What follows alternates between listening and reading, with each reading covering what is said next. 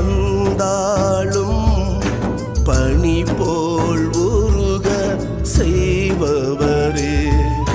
மலை போல் துன்பம் வந்தாலும் அதை பனி போல் உருக செய்பவரே. பனி போல் உருக செய்பவரே.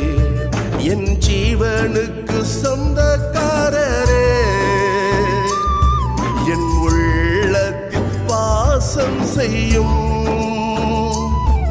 என் ஜீவனை காப்பவரே, தினம் என்னோடு பேசுமையா.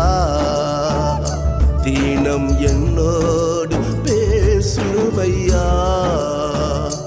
என்னை உண்டாக்கி